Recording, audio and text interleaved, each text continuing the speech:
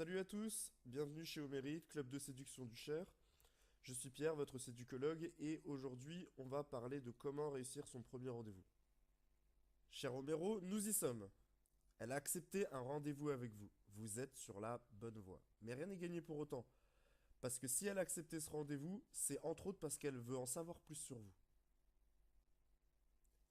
Elle veut également savoir s'il va se passer un truc. Mais si, vous savez, le truc, l'étincelle. Au début de mon périple, il y a 8 ans, je l'ai entendu plusieurs fois celle-là. Je trouve qu'il n'y a pas la petite étincelle entre nous. Alors j'ai demandé à mon coach de l'époque ce qu'était le truc, et sa réponse m'a permis de transformer un rencard en bon rendez-vous. Je vais partager cette réponse avec vous, mais d'abord, à quoi reconnaît-on un bon premier rendez-vous? Pour répondre à cette question, il faut se mettre du point de vue de la femme. Je vous dresse le décor. Après une fort sympathique soirée, vous la raccompagnez à sa voiture. C'est ici le moment de vérité. Est-ce que son cœur bat vite? A-t-elle envie que vous l'embrassiez? Et si vous l'embrassez, quel a été son ressenti à propos du baiser? Bon, bien évidemment, vous ne pouvez pas le savoir. Mais sachez que plus le rendez-vous est réussi, plus ses sensations seront positives à ce moment de la soirée. Sensations positives, c'est ça le truc. Pour faire simple, elle se sent bien avec vous, elle est réceptive à votre aura. Ce qui amène à la conclusion, mais on l'a déjà dit, que le rendez-vous doit être réussi si vous voulez obtenir plus à la fin de celui-ci.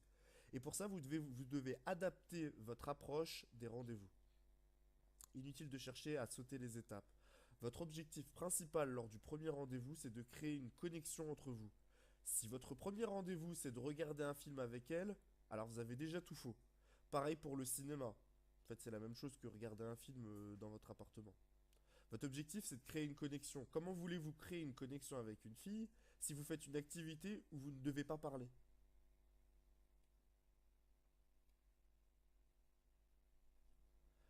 Choisissez d'emblée une activité où vous allez pouvoir parler et où vous allez pouvoir être en contact direct.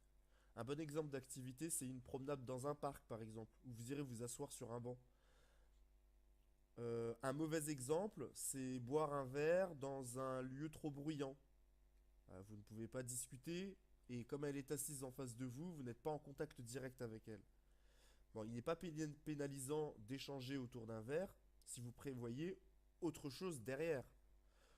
Autrement, vous allez rester assis en face d'elle pendant tout le rendez-vous et amenuiser vos chances de faire évoluer la situation. Un bon lieu de rendez-vous est un lieu où vous pouvez vous asseoir à côté de votre cible.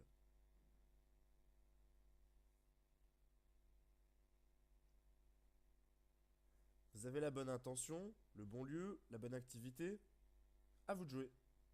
N'oubliez pas que les femmes raisonnent davantage de manière émotionnelle. Donc, communiquez de manière émotionnelle. Des mots précis que vous employez aux histoires détaillées que vous racontez, les choses doivent aller dans ce sens. Surveillez aussi votre manière de communiquer et souvenez-vous que la communication est à 90% non verbale. Dernier conseil très important, la touche humoristique reste importante. Un homme drôle aura plus de capacité à rendre sa cible réceptive qu'un homme qui joue moins de son potentiel comique. Et ça, c'est prouvé scientifiquement, hein. Pensez aussi à faire monter la tension sexuelle lors de vos échanges en utilisant des suggestions. Quand vous l'aurez raccompagnée à sa voiture ou devant chez elle, elle ressentira parfaitement le truc. Le truc est donc la connexion émotionnelle qu'une femme ressent entre vous. Il n'est pas attribué par les flèches de Cupidon, il se crée. C'est d'autant plus nécessaire si votre relation a débuté de manière virtuelle. Cette vidéo peut donc vous servir de base pour bien négocier vos rendez-vous amoureux. Dans les programmes de séduction sur Homérite, on va plus loin, notamment lors d'un atelier où vous devrez réussir un challenge rendez-vous à partir de vos connaissances en séduction. Voilà tout pour ce sujet. Si cette vidéo vous a plu, n'hésitez pas à vous abonner, à aimer et à la partager au plus grand nombre.